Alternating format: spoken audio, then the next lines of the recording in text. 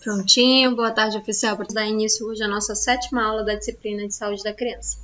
Vamos começar hoje falando sobre as principais doenças que afetam ali a criança nessa primeira infância, né, que vai ali da fase da lactência, né, depois dos 28 dias, até o 6º ano de vida. Então, a gente tem ali a prevalência. Incidência é diferente de prevalência. Incidência é o número de vezes que ocorreu. Prevalência é aquelas que eu já espero, né? É mais prevalente. Geralmente as crianças têm mais patologias nessa primeira infância por conta da formação ali do sistema imunológico. Então, aqui vamos lá, doenças prevalentes na infância e na saúde. Com relação aos lactentes, né, a gente sabe ali, e até o 6º ano de vida, a gente sabe que o sistema imunológico ele ainda está em processo de formação, ele ainda é imaturo. Então, a ciência fala que a partir desse momento, a criança é mais suscetível. Por isso que a gente tem um calendário vacinal específico para a criança nesse período, né? Ali do nascimento até a primeira infância, até ali os 7 anos de idade, e as doses de reforço vão até os 10 anos de idade. Então, a ciência já sabe que o sistema imunológico da criança é fragilizado porque está em formação e, a partir daí, ele insere, né, algumas medidas preventivas. E as medidas preventivas mais eficazes que a gente tem disponíveis pelo SUS é a vacinação em massa. Então, assim, à medida que a criança vai amadurecendo, ela vai crescendo, ela vai ficando exposta a alguns agentes infecciosos e, a partir daí, a sua imunidade começa a aumentar e se desenvolver de maneira natural. Então, todas as infecções subsequentes, pelo mesmo patógeno, né, digamos que você teve ali uma gripe, e aí, as próximas gripes que você tiver, você já vai estar imunizado. Ah, professora, mas por que a gente pega um monte de gripe? Porque toda vez que você desenvolve a gripe, é uma gripe diferente. Você nunca pega a mesma gripe, porque o seu organismo já está imunizado em relação àquele patógeno. Geralmente é assim que o nosso organismo se comporta frente à infecção viral ou bacteriana, né? Salvo aí essa infecção pelo Covid-19, que ela foge à regra. E a gente ainda está aí perdido, tentando entender como é que funciona essa parte da imunização, né? Por quanto tempo a imunização é eficaz dentro de um organismo? Porque ela tem um ciclo biológico diferenciado que ainda estamos estudando todo dia, uma informação nova e um susto diferente, né? Então, vamos lá. Das doenças mais prevalentes, a que mais incomoda, né, e é uma das mais graves e que é mais incidente também, além de prevalente, é a diarreia, né? A diarreia é uma perda excessiva de eletrólitos. Ela pode ser aguda ou ela pode ser crônica. E para a gente considerar a diarreia, ela tem que ter um episódio superior a 6 vezes no período. Tem que ter uma característica das fezes amolecidas e tem que ter um odor ali característico de podre. E aí leva a gente a crer que é uma infecção por um quadro viral ou por um quadro bacteriano ou até mesmo fúngico, né? Então aqui, ó, o que ela causa? Resulta em distúrbio que compromete as funções digestivas, absortivas e secretoras. Então ela compromete a fase de digestão, que é no estômago, compromete a fase de absorção, que é no intestino, e, consequentemente, atrapalha a fase de secretar, ou seja, separar o que vai ser utilizado pelo organismo e o que vai ser excretado em forma de fezes. Como o organismo não consegue entender onde é que está o agente causador, ele abre e libera absolutamente tudo. Daí a gente tem um processo diarreico, a tentativa do organismo se livrar daquele agente que está causando ali uma toxicidade ou uma patologia ou querendo se instalar para desequilibrar completamente a microbiota normal desse organismo. E aí a gente tem aqui, ó, a invasão pelo trato gastrointestinal e ela pode ser por patógenos que vão induzir uma invasão direta e uma destruição das células epiteliais lá do meu intestino. E por consequência vai causar uma inflamação local, uma invasão sistêmica pelos micro-organismos. Então, o corpo ele pode reagir de maneira exacerbada, com febre, vômito, náusea do abdominal e, em consequência, diarreia, ou ele apenas pode expelir tudo do organismo através do processo diarreico. Então, a gente vai ter ali distúrbios fisiológicos de maneira imediatas, que estão presentes no quadro da diarreia. E os mais recorrentes são desidratação, acidose metabólica e choque hipovolêmico, porque a criança vai perder muito volume. Então, a diarreia, sim, é uma doença grave e, sim, ela pode matar. No corpo de um adulto, ele tolera ali 2 a 3 dias de diarreia, ele vai ficar completamente abatido, vai ficar enfraquecido, mas ele consegue tolerar. Uma criança com 1 dia de diarreia, você já percebe a quantidade de peso que ela perde, porque o ciclo biológico é completamente diferente. A fase de secreção, né, a fase estrutural do organismo funciona de maneira completamente diferente. A absorção ela é mais rápida e o consumo de caloria, consequentemente, também é mais rápido. Então, a criança evolui para um quadro de gravidade em menos tempo.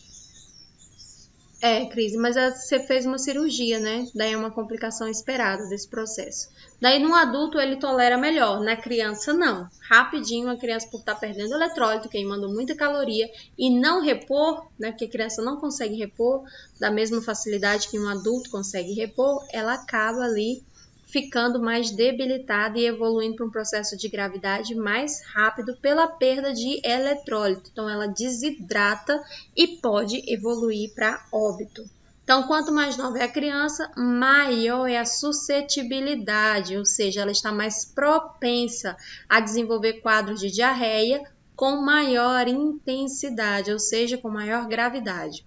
As crianças desnutridas ou debilitadas por doenças estão completamente mais expostas. Por isso que antes, né, desse acompanhamento do controle do crescimento, do desenvolvimento e dessa parceria que a Pastoral da Criança colocou aqui no Brasil, a taxa de mortalidade era muito alta, mas não sabiam o que fazer para controlar esse processo de diarreia.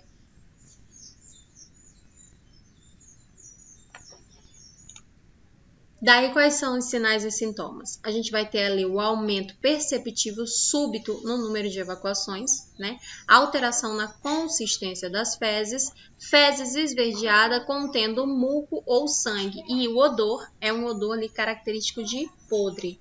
Geralmente, né, quando a criança está nesse quadro, lá atrás era muito utilizado um antibiótico, né?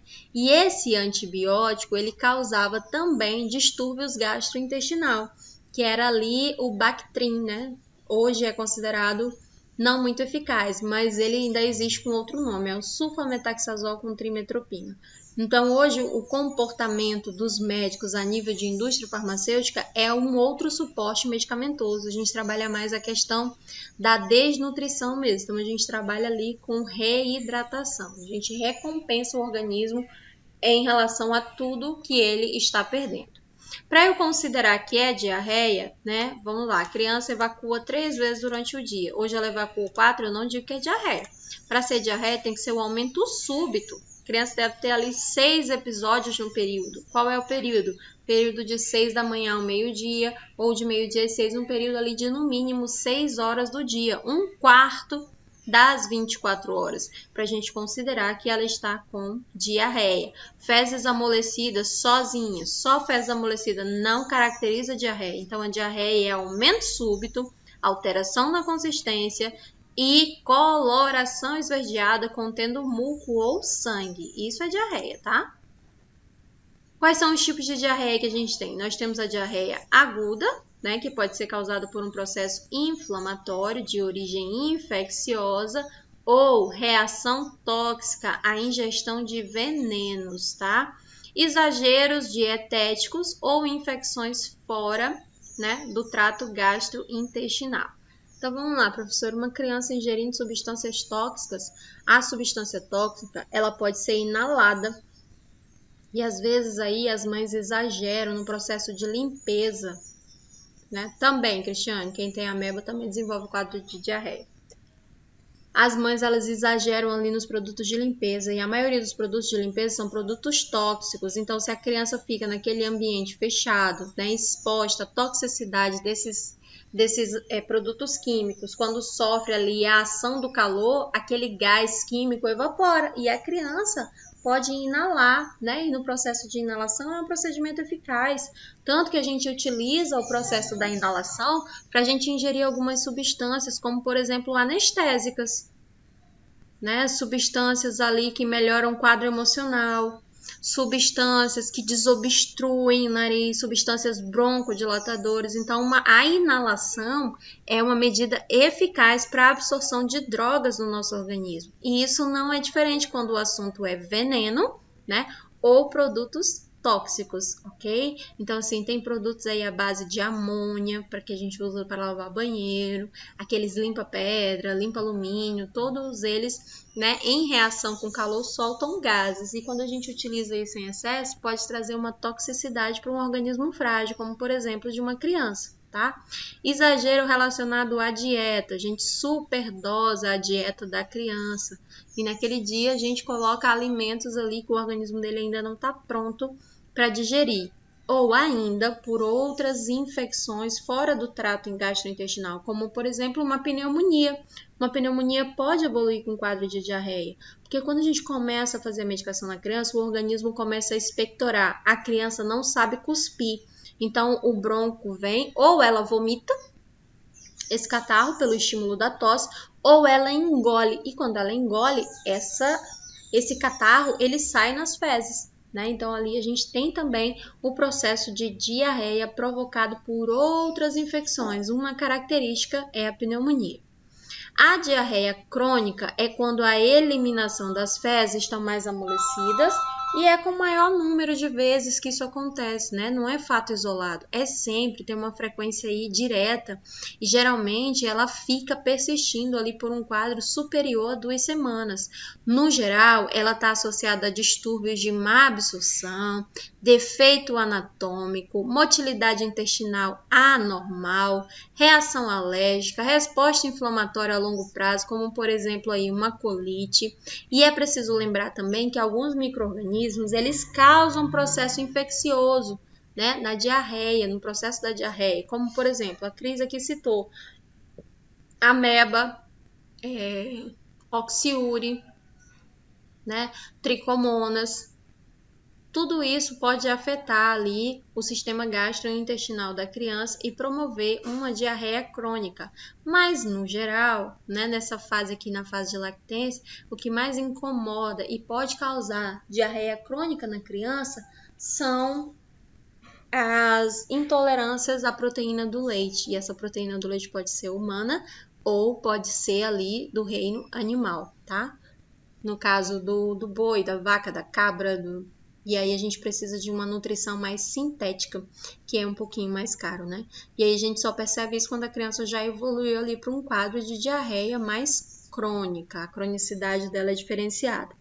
O diagnóstico da doença vai ser feito por meio da história clínica, pelo quadro que a mãe relata da criança, e pela história da dieta que essa criança é submetida, tá? E se essa criança também é alérgica, quais são as alergias que ela tem? Porque o organismo pode desenvolver ali um quadro de diarreia por conta de alergia, né? E essa alergia ela provoca ali essa lísia, quebra de moléculas no intestino, o intestino abre e libera tudo que entra em contato com ele. Quais são os cuidados de enfermagem, né? Qual a orientação ali da galera da enfermagem para os pais que estão sofrendo com essa situação? A gente verifica o aspecto das fezes e o número de evacuações. Falei para vocês que é 6 no período. Orienta os pais quanto ao preparo correto dos alimentos e as medidas de higiene adequadas, porque a diarreia pode estar associada à ingestão de água ou alimentos contaminados. Orienta os pais quanto ao preparo do soro caseiro e da sua utilização. Enquanto técnico de enfermagem, você pode orientar a soroterapia caseira ou a soroterapia, aquele que a gente compra na farmácia, ou ainda o postinho mesmo, entrega vários soros para as mães. Fica lá fora à disposição, igual ficam os preservativos. A mãe vai lá e pega e a gente orienta em relação ao preparo. Enquanto técnico de enfermagem, você não pode infundir, né, a soroterapia sem a prescrição médica, mas você pode orientar a ingestão da soroterapia sem problema nenhum, tá? Aquele sorinho caseiro ou até mesmo algumas bebidas isotônicas, como por exemplo o Gatorade, né? Que é antibiótico, Cris, tem que ir para o médico para ele passar antibiótico. O Gatorade é uma bebida isotônica e essa bebida isotônica ela repõe os eletrólitos, ela é um soro caseiro. E para as crianças é muito legal porque ela tem sabor, então a criança ali não fica ingerindo aquela água com gostinho de sal, ela toma achando que é um suco ou até mesmo um refrigerante porque ele tem ali um aspecto de bebida gaseificada. Então ele é bem legal para a gente utilizar com crianças pequenas. Orientamos aqui, a esclarecer as dúvidas e orientar sobre as causas da diarreia. Realizamos um questionário com os pais buscando as possíveis causas da diarreia. Esse questionário todo postinho de saúde tem o seu, ou os hospitais também têm, só para a gente entender melhor, né? Fazer ali uma anamnese com os pais. Estar atento ao estado geral da criança, se a criança está hipoativa, se ela está reagindo bem, se ela está com as fontanelas abauladas, a gente toca assim na cabecinha. Se a moleirinha da criança está muito funda, né? Que isso indica ali desidratação. Estamos atentos também com relação à coleta do material para exame, tá? Se for necessário. Manter o períneo da criança limpo e seco. O períneo é aquele músculo que une a vagina ao ânus ou o saco escrotal ao ânus, tá? É aquela região. Orientar sobre as possíveis assaduras e orientar também a dieta, tá? Sobre a dieta constipante ou obstipante, tá? Também é um termo que a gente utiliza. Em relação a isso, gente, em relação aqui à utilização do lenço umedecido, ele não é recomendado pela Sociedade Brasileira de Pediatria porque ele tem álcool na sua composição e é altamente nocivo à pele do bebê, né? Então, se você utiliza muito lenço umedecido na criança, consequentemente você vai precisar de um creme para prevenir assaduras. Então você já está utilizando duas coisas. O que é o ideal? O ideal é você utilizar água morna com algodão para fazer a limpeza da criança, porque aí a pele dela vai absorver a água, que é hidratante, vai reidratar e as chances dessa criança desenvolver assaduras são mínimas. Então, o lenço umedecido não é indicado para utilização. Tanto que quando a gente está lá no estágio ou quando eu trabalhava no hospital da criança, era a primeira coisa que a gente orientava as mãezinhas a não utilização do lenço umedecido, tá? Não pode utilizar porque contém álcool. Tem, Márcia, uns que não contém álcool, mas eles contêm sabão, né? Substâncias químicas, que ao entrar em contato com a pele da criança e que é uma pele que está completamente, né? Ali sofrendo agressões diretas porque ela já está fechada com um plástico, né? E aquele plástico fica completamente quente. Então, as chances de desenvolver lesão nessa pele, uma lesão por pressão, são muito altas. E aí, quando você utiliza um creme, esquenta mais ainda, né? Porque aquela pomada para assadura, ela fica ali. E se é pomada, ela tem aquela ação de óleo, né? Fica ali para proteger. Daí você tenta depois, assim, um dia qualquer, quando estiver menstruada. No caso dos homens é mais difícil, mas a mulher quando está menstruada coloca um monte de pomada, tá? Um monte de pomada para assadura na vagina. Depois coloca o absorvente, coloca a calcinha e coloca a roupa em cima. Aí você aguenta meia hora e depois me diz qual é a sensação. Na criança é a mesma coisa, incomoda, irrita.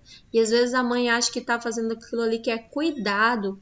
E na verdade ela está fazendo ali um excesso que vai esquentar demais e a criança vai ficar sempre irritada. Às vezes você pega uma criança, ela tá morrendo de chorar, e aí você tira a fraldinha e deixa ela ali livre um pouquinho, aí ela já vai acalmando. Às vezes é só a fralda que tá incomodando, porque esquenta demais. E quando eu utilizo ali qualquer substância química, né, eu acelero esse processo.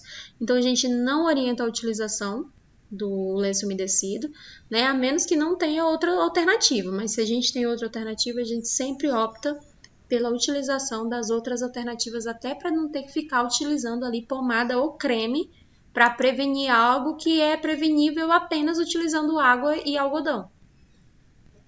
Com relação à diarreia infecciosa aguda, né? Ela é causada pela ampla variedade de patógenos virais, patógenos bacterianos e patógenos parasitológicos. Por isso ali o trabalho em relação à higiene, à educação em saúde dos pais.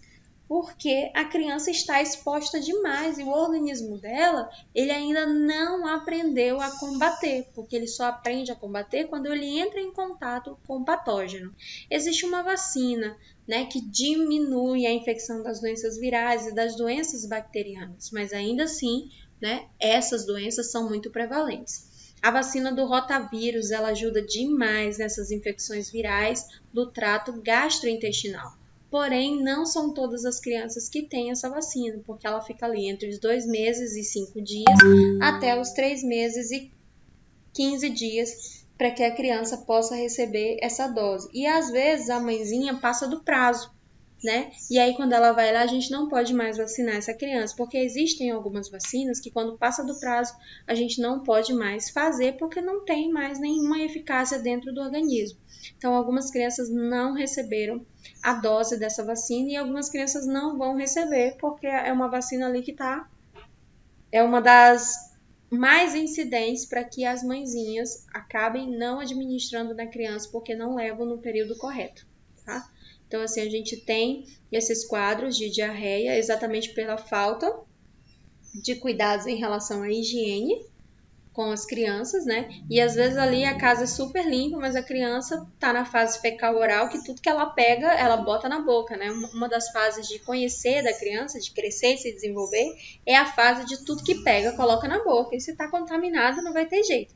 A criança vai entrar em contato com aquele agente patógeno. Como é que ocorre a transmissão? A transmissão é fecal oral, então a criança entra em contato com pessoas que estão infectadas ou com alimentos que estão contaminados, ou até mesmo com água contaminada, porque o rotavírus é o principal causador da diarreia e, em consequência da diarreia, a gente tem ali a desidratação.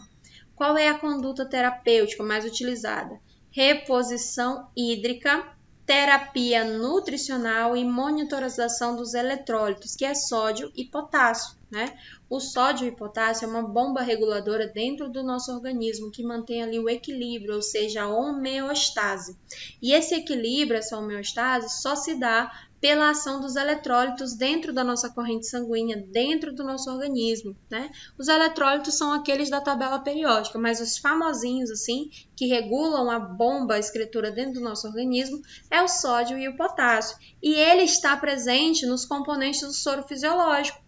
Então, rapidinho a gente consegue ali reidratar essa criança, reabastecer esse sistema que está sobre um ataque constante. Então, a gente repõe sódio e potássio e o organismo tende a reagir de forma favorável a essa administração.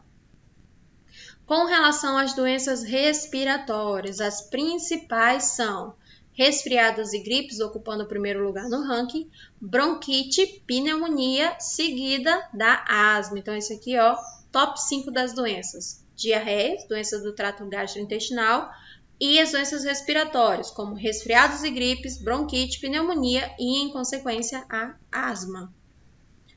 Com relação aos resfriados e gripes, né? A gente tem aqui, ó, é uma infecção no trato respiratório e pode afetar o nariz, a garganta, o ouvido, a laringe, os brônquios e o pulmão também. Quais são os sinais e sintomas? Tosse, nariz entupido, nariz escorrendo, que é a coriza, dor no ouvido, dor na garganta, chiada no peito e dificuldade para respirar. Esses são os principais sinais e sintomas dessas infecções, né?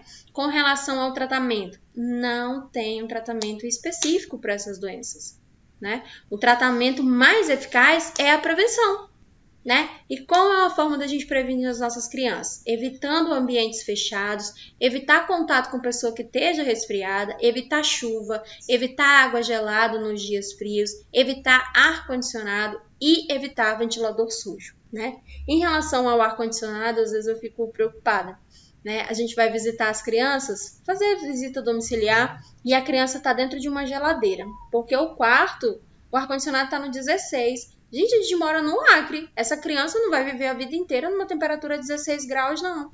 Aí você coloca a criança na temperatura de 16 graus, aí a criança chora, aí você tira a criança do quarto, ela já pega ali aquele choque térmico do calor de 40 graus de Rio Branco no Acre. Você acha que essa criança vai reagir bem? Não é saudável você expor a criança a baixas temperaturas se essa não vai ser a rotina dela de vida. Aí você leva a criança para a escola, a criança tá lá, tem que ir de capa e de bota, porque a sala é no 16, o ar-condicionado é no 16, no 18, aí a criança sai da escola para aquele bafão do meio-dia. Isso é choque térmico, as crianças vão viver gripadas. O primeiro ano escolar, da fase escolar de uma criança, é horrível para os pais, às vezes a gente desiste, o menino vive doente. Porque ele fica num ambiente fechado, o ar-condicionado estupidamente gelado, com crianças que estão infectadas com o vírus da gripe, porque não é toda mãe que não manda criança só porque ela está gripada. E aí o seu filho volta ali com aquela infecção viral já instalada, ou às vezes é uma infecção bacteriana. Então a gente tem que apelar para o bom senso, tanto das escolas quanto dos pais em relação a isso, que a prevenção é a chave, a prevenção é a melhor escolha. Se na sua casa você tem uma criança e o ambiente que a gente mora é um ambiente quente, essa criança ela já tem que entrar em contato com a temperatura ideal que ela vai conviver o resto da vida dela. A mesma coisa é você colocar touca, gorro, meia na criança, coloca ali também a luvinha na mão. Gente, o Acre é quente. Se você for num posto de saúde agora e tiver uma mãezinha lá que levou a criança para fazer o teste do pezinho, você vai ver a criança toda encapada, ainda com a manta enrolada e ainda vai estar dentro de um carrinho de um bebê conforto que tá quente pra caramba. A criança fica cozida quase. A gente tem que ter um pouquinho mais de bom senso. No Acre, você não precisa colocar a criança de macacão, não. Nesse período que a gente está agora, um período quente.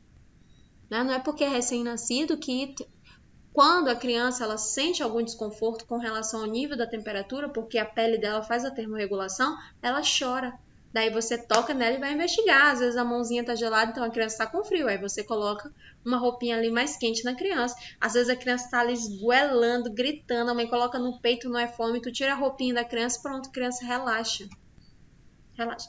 Os meus pais ficavam loucos com as minhas filhas com um mês, esse sol quente. Eu abria as janelas, ligava o ventilador assim para bater na parede, tirava toda a roupinha das meninas e botava elas só com a fraldinha, de preferência aquela fralda ecológica que não esquenta tanto. As meninas dormiam horrores. Bota a roupa nas meninas, as meninas passam mal. Então a gente tem que entender como é que é a evolução do calor e do frio das nossas crianças, porque não vai dar certo. Elas vão desenvolver infecções do trato respiratório. Se a gente não tiver esse cuidado, esse bom senso. No Acre, não é necessário um ar-condicionado estar no 16. Gente, se a gente colocar o ar-condicionado no 22, ele já resfria, né? Ele já traz ali uma sensação térmica mais agradável pra gente. Agora, não adianta nada tu colocar ele no 16, no 18, dali a pouco tu ir tomar uma água lá fora estupidamente gelada, aí o teu corpo fica brigando com esse quente-frio, quente-frio, quente-frio.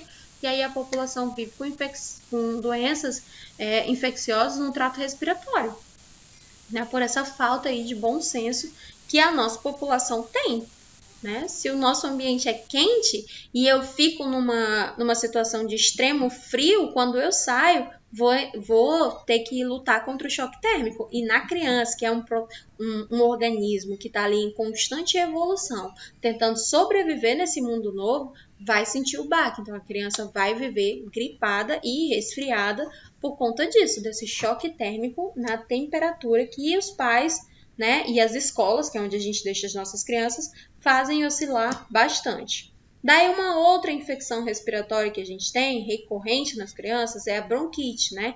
A bronquite é definida quando? Quando eu tenho a presença de tosse, e essa tosse é produtiva, tem catarro, tem muco, né? E a criança fica por mais tempo. Então, assim, a maioria dos dias do mês, a criança tá, né, apresentando esses sintomas, ou ainda ela apresenta várias crises durante o ano, né? Ou tem ali 2 anos suscetível. A gente fecha o diagnóstico com quadro de bronquite.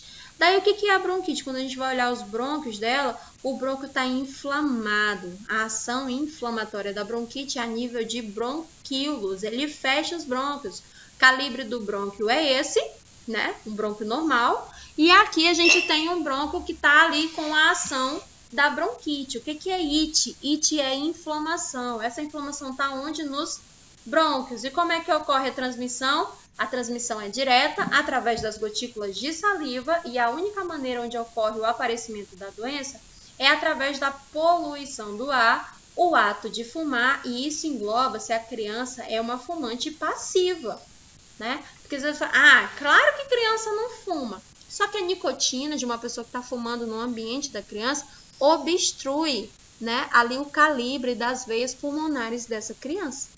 Um adulto, ele tolera melhor a nicotina dentro do organismo dele, a criança não. Tanto que quando a gente tem uma criança com bronquite, a primeira coisa que a gente pergunta, né? Se o ambiente que ela mora é muito empoeirado, tá? Que a poeira também traz esse micro-organismo, a infecção pelo ar, ou se tem algum fumante na casa. E a criança entra em contato ali, a criança é fumante passiva, tá? Às vezes o pessoal fala assim, ah, mas quem é um doido de fumar perto da criança? Vocês vão ver, às vezes a pessoa tá com a criança no colo e fumando. Né? Tem gente que fuma bem longe e aí vem e pega na criança, mas tem uma galera que fuma com a criança no colo. Ou fuma num ambiente ali que tá fechado e a criança tá por ali. Né? E aí a criança vai desenvolver a patologia da bronquite. Né? A principal causa é a nicotina, aquela fumaça rica em gás carbônico que é exalada no ato de tragar a nicotina que está no cigarro. Quais são os sinais e sintomas aqui, ó? Tosse, expectoração de muco, que é de catarro. Aí a mãe fala assim, ó. Ai, meu filho tosse até vomitar. Isso não é vômito, isso é expelir catarro. Ele não consegue cuspir, então ele vai jogar o catarro para fora pelo reflexo da tosse, tá? O organismo ali, para salvar a via respiratória, ele empurra por movimentos ciliados, né, aqui na árvore brônquica e a criança expele ali naquele jato, naquela impulsão do estômago, como se fosse um vômito, mas na verdade não é, ela está cuspindo, tá?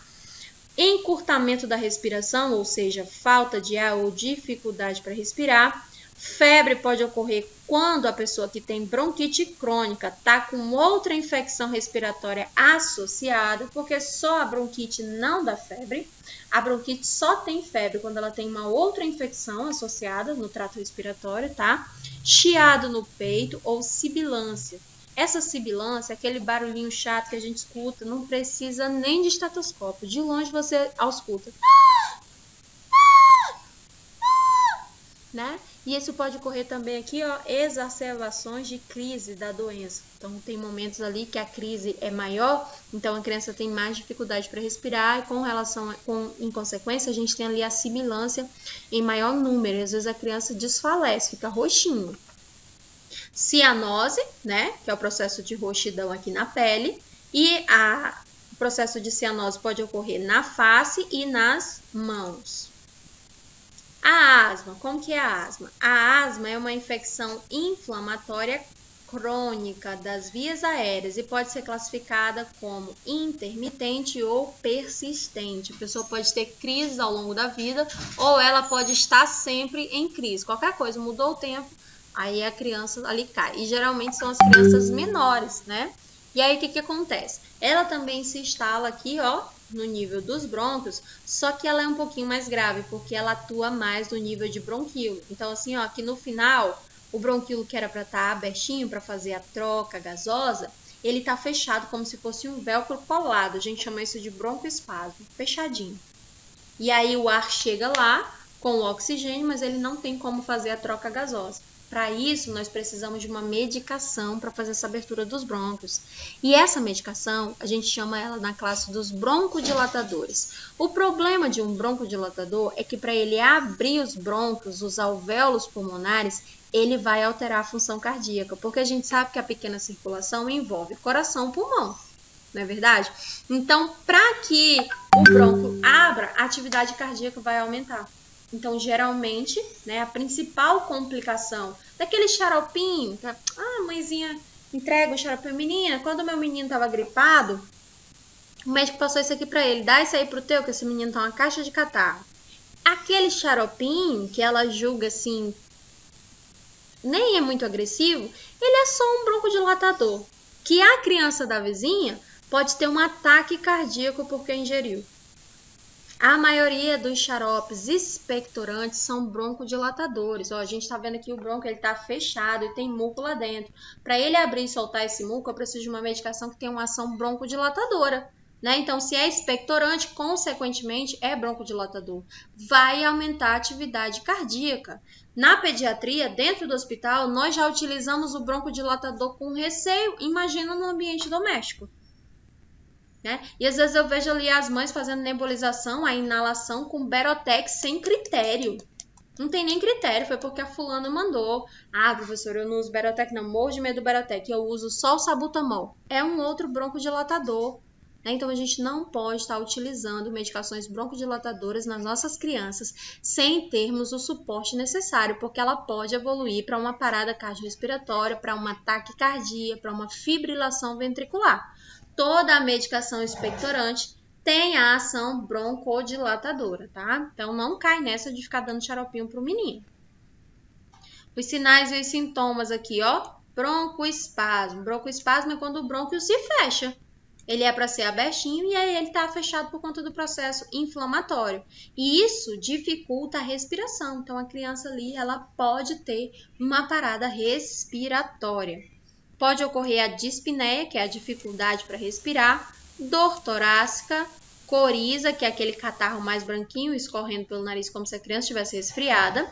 E nas crianças asmáticas, comumente a gente tem a presença de outras doenças alérgicas, porque a asma é uma alergia, né? Então a gente tem outras doenças alérgicas ali associadas, como por exemplo a rinite, a efizema, a rinite prolongada, né? Aqui a rinite prolongada faz com que a criança ela espirre mais e consequentemente ela vai respirar mais pela boca. Isso aí, ó, causa a redução do apetite, agitação e roncos durante o sono. Então, a criança que respira mais pela boca, ela desenvolve infecções, né, de maneira mais recorrente. Porque o nosso nariz, ele funciona como um filtro para filtrar a passagem do ar. Então, esse ar que a gente julga que está limpo, que ele tem contaminação de partículas aerosóis. Quando a gente ingere, aí as vibriças, que é espelhinho do nariz aqui, faz a primeira filtragem do ar. Se você está respirando pela boca, esse ar passa com as impurezas e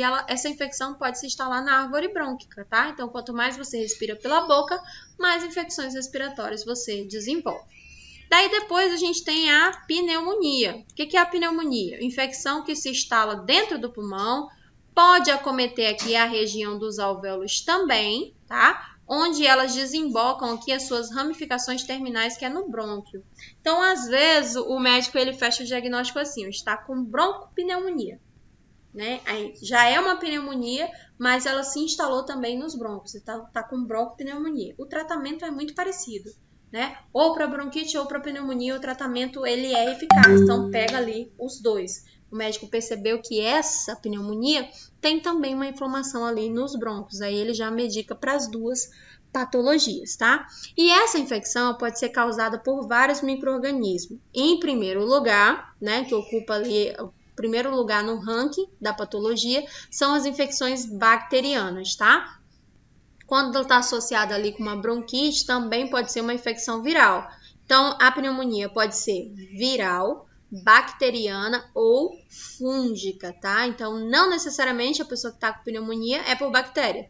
Pode ser fúngica e pode ser viral. Dependendo do tipo de infecção, muda o tipo de tratamento. Por isso que precisa de um diagnóstico médico, tá? A transmissão da pneumonia aqui, ó, 3 mecanismos diferentes. Primeiro deles, né, mais frequente, ocorre quando a pessoa inala um micro-organismo através da respiração. E esse micro-organismo chega lá nos pulmões, onde ele se instala e causa a doença. Uma outra forma frequente aqui, ó, é com relação às bactérias, que normalmente vivem na nossa boca, vão se proliferar e acabam sendo aspiradas para um local dentro do pulmão onde elas vão se instalar. É por isso que quando um paciente está internado, né, uma das formas a gente prevenir uma pneumonia bacteriana é a higiene oral. Então, quanto mais limpa é a sua boca, menos chance de desenvolver uma pneumonia bacteriana você tem, tá? Porque as bactérias do trato oral podem migrar para o trato respiratório. E a bactéria que vive numa boa na minha boca, ela é altamente nociva para a função do meu coração e para a função dos pulmões. Então, o que determina ali uma infecção bacteriana são as bactérias da boca. A terceira forma, né? Aqui, ó, é uma forma mais incomum, tá? Mas também acontece. É quando você contrai uma doença através da circulação sanguínea. Então, a gente tem aí uma sepse, é uma infecção generalizada. Se essa infecção está lá na corrente sanguínea, o sangue, ele passa por dentro do coração e do pulmão durante a fase da pequena circulação. Então, consequentemente, a bactéria se instala. Essa é a forma menos comum, mas é a forma que mais mata, né? Pneumonia, quando a pessoa morre por pneumonia, geralmente foi uma pneumonia causada por uma infecção que estava no sangue e no momento de passar pelo coração e pelo pulmão, se instalou ali e desenvolveu a doença, tá? Daí a gente tem aqui, ó, os sintomas mais frequentes. Na pneumonia bacteriana, a gente vai fazer a classificação dela aqui, ó, quando ela inicia com febre insistente. Geralmente a pneumonia viral, ela não envolve febre. Na pneumonia bacteriana, a gente tem a febre insistente. Essa febre acarreta em calafrio, dor no corpo, né, na região do tórax, tosse com expectoração, ou seja, com catarro. Esse catarro geralmente é amarelo ou verde e pode ter pouco sangue misturado nessa secreção. E essa tosse também pode ser mais seca no início e ela vai evoluindo à medida que a doença vai evoluindo também. Quais são os cuidados de enfermagem? Avaliar a criança, verificando os sinais vitais, e o principal sinal vital aqui que tem que ser observado é a frequência respiratória, porque é o órgão que está acometido, é o pulmão. Então, a frequência respiratória norteia se o suporte de oxigênio está chegando para essa criança, né? E a criança não vai conseguir beber água ou mamar, porque ela está com dificuldade para respirar. Então, ela não vai conseguir deglutir, porque para eu deglutir, a glote tem que fechar a minha árvore brônquica. Se eu já estou com dificuldade para respirar, né? O que é vital? Respirar. Depois a gente corre atrás aí do lucro, fazendo uma reidratação dessa criança. Mas nesse primeiro momento, ela não vai conseguir se alimentar. Tá? A criança vai vomitar tudo que ela ingerir, porque é uma defesa do organismo. A criança está letárgica ou inconsciente, isso tem que ser avaliado também pelo técnico de enfermagem. A criança que, ó, apresenta tosse ou dificuldade para respirar. Há quanto tempo essa criança está com essa tosse, com essa dificuldade para respirar? Tem que ser investigado pelo técnico. Você vai contar a frequência respiratória dentro de 1 minuto. Tá? Tem que ser dentro do tempo correto e verifica se tem tiragem subcostal. O que é tiragem subcostal? Quando a gente respira, o abdômen não entra e solta, né? Na tiragem subcostal, as costelas vão ficar super aparentes e o abdômen vai entrar como se ele fosse encostar aqui na região posterior. Isso é tiragem subcostal, né? Quando as costelas ficam muito aparentes na hora ali do esforço respiratório. Então, isso aparenta que a criança está com muito esforço para respirar. E aí o técnico de enfermagem também pode fazer a ausculta, né? Verificar se tem ali ruído estritor ou sibilância. Galera, nesse momento aqui a gente não precisa de esteto, porque o barulho da criança, do peito que a criança faz é horrível. Por exemplo, quando uma criança está muito gripada e ela tosse perto de você, você não escuta ali a expansão torácica, fazer cuf, cuf, cuf, o catarro estala lá dentro, soltando. Esse é o barulho estritor, tá? Ou quando o brônquio está fechado, que é o movimento da sibilância. Você vai escutar de longe assim, ó. Né? Então, você não precisa aqui fazer a ausculta pulmonar, porque o som é claro. Tá? E aí você faz toda essa anotação e vai chamar o enfermeiro do plantão ou o médico responsável pela criança para ele entrar ali com suporte ventilatório ou com alguma medicação que trabalhe essa questão do broncoespasmo. E a doença que mais mata na pediatria são as pneumonias. Todo mundo acha que é o câncer pediátrico, né? Mas é a pneumonia. Pneumonia seguida de diarreia. E geralmente uma das complicações da pneumonia é a diarreia, porque a criança não consegue cuspir. Então o corpo, né, manda esse catarro para ser excretado por outra via, que é a via retal, que também faz parte do tubo, né, orotraqueal, faz parte ali do sistema digestivo. Boca expele, se a criança não sabe cuspir, o organismo encaminha ali para o intestino fazer a parte de soltura, né, dessa substância. Joga para fora. A parte de excreção é realizada através do ânus. Então, geralmente, uma criança pequena, na fase de lactência, que não sabe cuspir, além da pneumonia, vai ter que lidar com a diarreia. Então, são duas patologias graves que levam as crianças a óbito. Então, essas são as principais comorbidades na pediatria, tá? Lá na apostila, eu coloquei para vocês lábio liporino, fenda palatina, né, que também são ali pertinentes a esse momento, mas a gente já trabalhou lá na fase do desenvolvimento neurológico.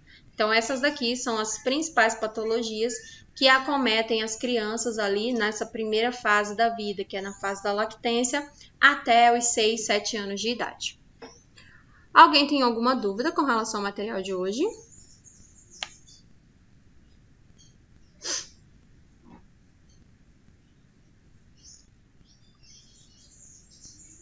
Dúvidas?